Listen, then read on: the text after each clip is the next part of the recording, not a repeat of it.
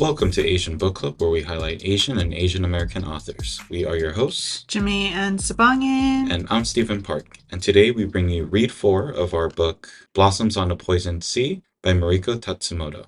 We are looking through the lives of Yuki and Kiyo at the moment and their perspective on this whole tragedy that's going on in Japan. But the other big storyline is how much they love each other and how much they persevere with that love. Mm-hmm.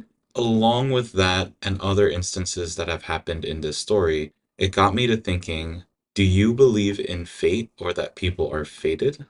The short answer is yes, I do believe in fate, but I also believe in choice. Hmm. How do you define the difference between the two concepts?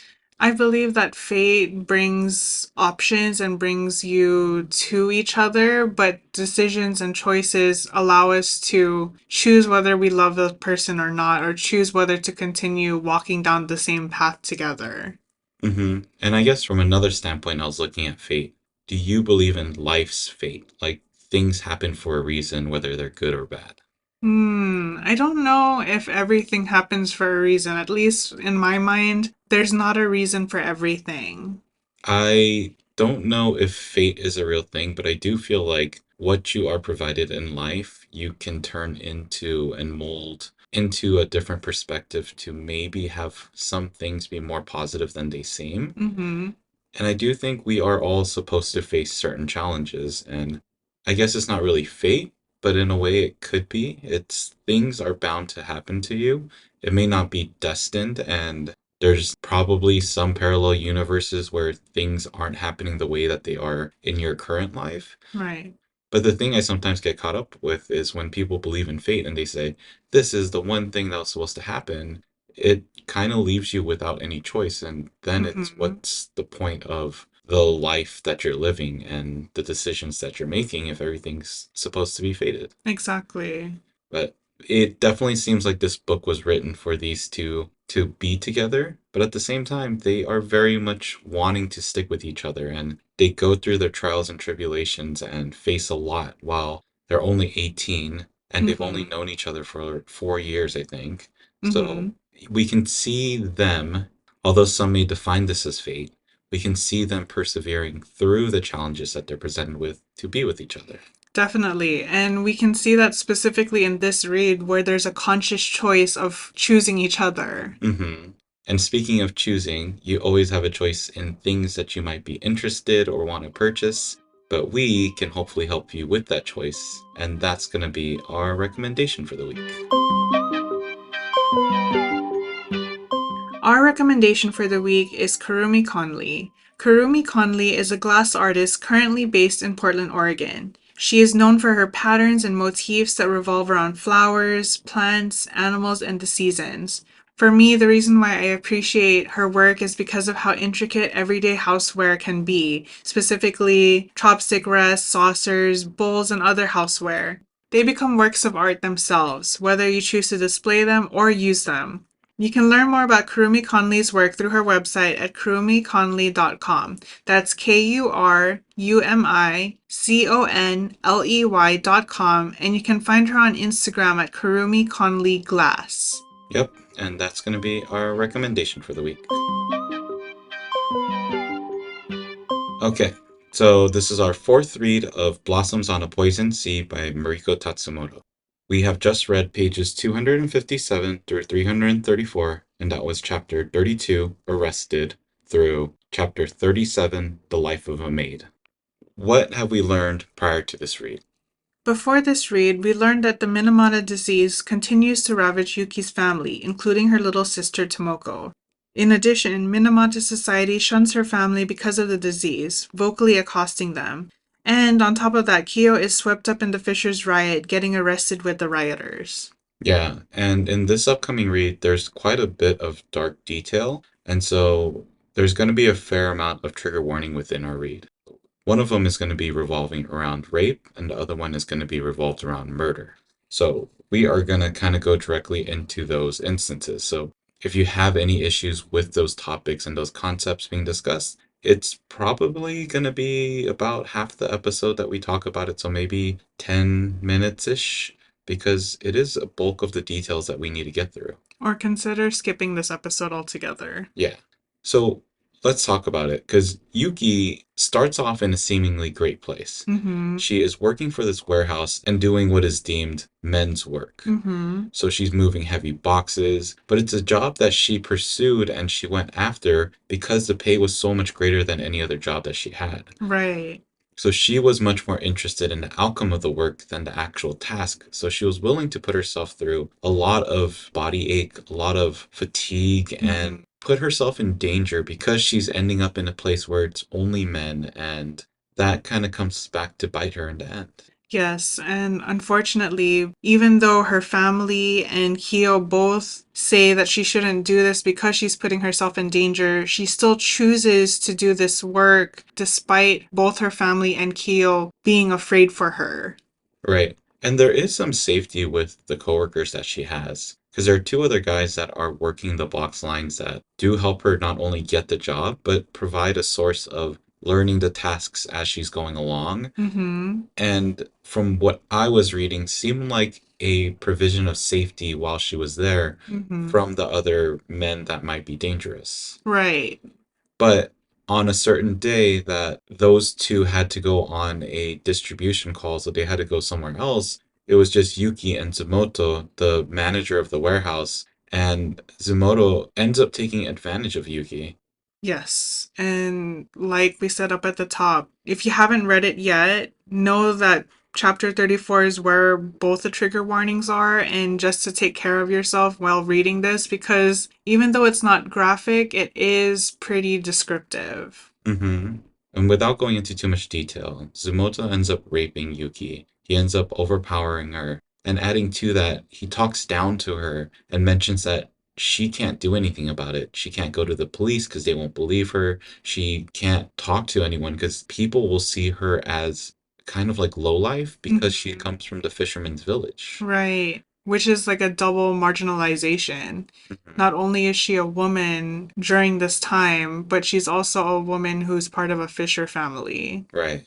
This is where things get even trickier because by the time Yuki comes home, her family is very easily able to find out that something is of distress. Yuki's very open, tells them exactly what happened, and everyone's angry, Mm-hmm. but no one angrier than Nobuyuki. Right. So, as a means of trying to get revenge, Nobuyuki ends up going back to the factory in an attempt to kill Tsumoto. Exactly. And this is not only as a form of revenge, but as a form of protecting his daughter's honor. And kind of just the fact that he hasn't been able to do much for his daughter. So his daughter is working this job because he's unable to work because Mm-hmm. of the disease. So at the very least, it seems like Nobuyuki is doing what he can in what he believes is the role as a father. Mm-hmm. Nobuyuki, who was weakened by the disease, facing Zumoto, who seems like a very large man, is overpowered. Nobuyuki brought a knife to the fight, but Zumoto uses that knife to eventually, and this is that second trigger warning, but eventually kill Nobuyuki by stabbing him in the stomach. Yes. And while Nobuyuki is dying, Yuki is holding her father and just watching him pass away. Hmm. Upon this passing, and this seems like more salt to the wound, Mm-hmm. Tsumoto is once again saying that there's nothing that Yuki can do. Because Yuki was there to witness the whole event, but Tsumoto is once again claiming, and almost rightfully so it seems, that Yuki will not be believed, whether she goes to the cop or not, they won't care. He's so confident in the fact that there's nothing that Yuki can do that he even offers to drive Yuki to the morgue to get Nobuyuki's body cremated. Yeah. And when they get to the morgue, the mortician doesn't believe anything that Yuki says and only pays attention to Zomoto. And what Zomoto is saying is the story. Yeah, and Zumoto plays it off extremely well. He's a very good liar, Mm-hmm. which doesn't help Yuki at all. Right.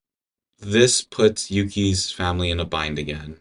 Yuki now has to leave work. I mean, there are no other options. She can't work for Zumoto. Mm-hmm. And during this time, one of the reasons why she saw Nobuyuki get murdered is because she was at that same facility trying to ask for her last paycheck which Zumoto declined because she wasn't able to work out the rest of the month. Mm-hmm. And he tried to tease her by saying she can only get the pay if she works for it, and not work as in the warehouse, work as in do sex work. Right. We see Yuki kind of back off for a while. Mm-hmm. She's in a distraught place, and then enter Kiyo, who, when we last left off, he had just been put into prison, but being a person of prestige, having a father that works at a large company like Chiso, we see him get out pretty easily. His records are wiped clean because of a bribe, so Mm-hmm. Kiyo gets off pretty quickly. Right. Itsuko, his mom, though, talks about being disgraced. And like you said, they come from a higher up family, a family that has prestige. Do you think that this disgrace or dishonor is real or imagined? I think it's real, especially at this time for everything Mm-hmm. that they do. Their name is so public that if you hear of someone going to jail, and we also see Kyo worry about the fact that he may not even be able to become a doctor, which I think that's fake, but that amount of cost to reputation just seems very high. So I Totally. fully believe that if people started hearing that Kyo had gone to jail, that there'd be a lot of whispers. I Hmm. mean, there's a whole lot of whispers about things that are far less, like somebody doing something or somebody stealing something. So, True. yeah, I fully believe that that was a real concern for them, which is why Kyo's dad had to pay them off so quickly. Hmm. True, true, true. With Kyo coming back into the scene, he finally goes and visits Yuki and gets the whole story. Right, and this is where the choosing comes into play. Yuki was so worried that her being violated would chase Kiyo away, but instead Kiyo's like, no, you were not at fault. You were assaulted, and I choose to be with you still. And not only choosing to be with her, but wanting to avenge her as well. So Mm-hmm. he goes down the same path that Nobuyuki did with a strong vengeance in mind and the goal of hunting down Tsumoto. Right, and the immediate plan was to essentially kill Zomoto because, in essence, it's an eye for an eye. But what ends up happening is that they actually go with a secondary plan of Yuki realizing that Tsumoto was likely stealing and selling the produce that was always missing while she was at work. Mm-hmm. And she uses that plan to find these two ledgers. One was real, one was fake, and drops off those ledgers at Fuji's house, who is the owner of the whole facility. Yes, and because of the two ledgers, Fuji, the owner, takes action against Zomoto, and we find out, along with Yuki and Kiyo, finds out that Zomoto was dismembered. hmm And the likely cause, from what their description was, is it may not have even been Fuji. It might have been powers greater than him. There might have been Mm. Yakuza involved, but it was seemingly a justified fate for what happened. It was kind of karmic, or the universe coming back around to someone who was just seemingly an awful person by what we could see from the reading. We can also say that this was his fate. Yeah, this does start to turn around things for Yuki's family. We see them get a large bag of rice that is supposedly supposed to sustain them for a year, Mm-hmm. with a note that read, "For your honesty," Mm-hmm. kind of detailing the fact that Fuji likely had an idea that Yuki was the deliverer of the ledgers, and more particularly the false ledger. Mm-hmm. But this still left Yuki without a job. Right. And because Yuki didn't have a job, besides the rice, they were going to run out of resources pretty quickly. Yeah, and even with the selling of the boat, they just didn't have a whole lot that was going to sustain them for a long time. Mm-hmm. This is then where Kyo comes in again because during a random conversation that he overhears with his mom and this other neighbor, he hears that there's an opening for a maid job and a cook job. And Mm-hmm. so he immediately thinks of Yuki as someone that can fulfill this role. Yes, exactly. Not only can she fulfill this role, but she needs this role to continue caring for her family. Yeah, and through this experience, we continue to see Yuki grow as an individual. What we saw with the warehouse job is that she didn't have physical strength. She was limited in the capabilities of her body until she made it so that her body was capable. Mm-hmm. In this job, she is haunted by the memory of her not being able to make tempura.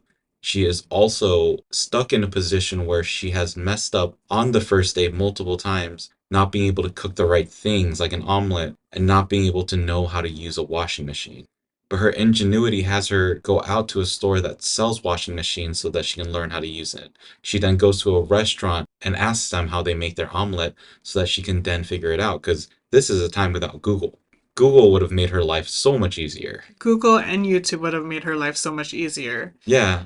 But what I admire so much about her is that she doesn't just ask outright, how do you do this? How do you wash in a washing machine? Or how do you make an omelet? She creates a story like, I'm gonna buy this washing machine. How does it work? Or I like my omelets a certain way, but how do you make yours? Mhm. Her nature of being able to adapt to situations, and I think that's what leads to her survival and her family's survival, actually. Mm-hmm, exactly. This is where we come to the end of this read. This is where we leave off with Yuki, who is now working at this maid position and trying to figure things out. Kiyo is actually in a mess of his own where, because he got this job for Yuki, the lady of the house at the Sakagami house thinks that he is of interest for her daughter, Mm-hmm, where they are schoolmates. So Kiyo might have to wiggle himself out of this situation. right. But right now, we're looking at things that are just kind of advancing as we go along, and we're seeing the story of these two individuals start to grow. The Minamata disease is kind of more in the background, whereas previously it was mainly the foreground of everything that was happening in the environment. Mm-hmm. How did you like this read compared to the previous reads? Like, how do you like the following of the story of these two characters of Yuki and Kyo versus what we're looking at from a large perspective of Minamata Bay? I think with the wide focus going into the narrower focus, I appreciate so much because now we get to see the nuance of both characters and how they're developing their feelings towards each other even more so. So you like the love story more than the whole story of what's going on in that area. I think so, and I think it's because I like romance and I like the idea of a friends to lovers trope. hmm Another relationship that we see infrequently, but at the same time fairly consistently, is the relationship between Kyo and his father Kichiro. Mm-hmm. Within this, we see a divisive relationship in which both have very strong thoughts and feelings on their side of the story. Mm-hmm. We see Kyo, who is trying to do everything that he believes is right by the world, and we see Kichiro, who's trying to do everything that he believes is right by his family. Exactly. And in this read, a small portion was devoted to Kichiro kind of admitting that he knew that Shiso was gaslighting the Fisher families, knowing that they were harming the Bay. And on page 293, Kichiro says, if you hurt someone, I'd stand by you and you by me. Nothing is more important than loyalty to your family and your company, thus showing that he's trying to do good by his family and by his company. What are your thoughts on this sentiment that Kichiro uses or says? It's very much Kichiro. It's very much a man who is trying to support his family, even at the cost of his own health. Because Mm, we don't see Kichiro thriving. We don't see him being invigorated by the fact that he sees other people dying or being hurt. We see him suffering from what he has to do or believe he has to do as a responsibility of the man in the household for that family. for sure. Did you have any other thoughts? I think my only other thought is that he could have done things differently, but he chose his fate by continuing to guard Chiso and continuing to do this work. Therefore, his health was what ended up paying the cost. hmm One thing I kind of had trouble with this read is I don't know if I felt as strong of a connection to the negative things that happened. Mm, It's a good read. Like I mentioned in the first episode, it's a read that takes you on a ride and you're cruising through. If I'm looking at something and passing by, it doesn't affect me. It doesn't hurt me. It doesn't really get my emotions quite as much mm, as if I'm stuck in that scene with that image or with that emotion. I see. I think with as big of a character as Nobuyuki seemed to be, especially within Yuki's life, with the trauma of what Zumoto had caused, I would have thought that I would have felt much stronger emotions. I would have felt more struck down because there are other books that knock me to my core. Like for the instance of A Tiny Upward Shove, that one took me some time to get through and it made me really sit back and think. Hmm. And I don't know if that was what was meant to be in this story, because we still get the relational aspects and we still get that lovey-dovey feel between Yuki and Kiyo. But I was shocked that the two scenes in chapter 34 didn't really knock me down the same. Hmm. So you're saying that it didn't move you emotionally? Not quite as much as I thought those instances would have. Hmm. It could have been, like you said, the wording and the way that it was told, there was a softer landing to it. And maybe because of that softer landing, we couldn't get hit as hard as we felt we could have. Well, did you feel like you got the emotions that you were expecting to feel out of those instances? I think I didn't get the emotions that I thought I would, except, okay, I think I got two different emotions. When it came to Yuki being violated, I felt that pretty deeply. But when Nobuyuki was murdered, it felt more like, I struggle to say this because it felt as though Nobuyuki had a softer death than what he could have had with the Minamata disease. It definitely had some honor to it and something Mm. that seemed like Nobuyuki wanted. He didn't want to go out just lying in bed at Mhm. home. So it did seem like there was some relief with the situation. Because Mhm. death does bring relief. It's not always the most terrible thing. Right. I agree. I do feel like the instance in the office was a lot. And it wasn't easy to skim over. There were Mhm. definitely details. Just thought I'd feel more. That's fair. But hopefully we don't have to deal with those emotions anymore. Hopefully that's the last of the bad things that are going to happen to Yuki and Kyo. I doubt it. I think there's some more trauma attached to it, but hopefully small ones, like just families being in discourse or something.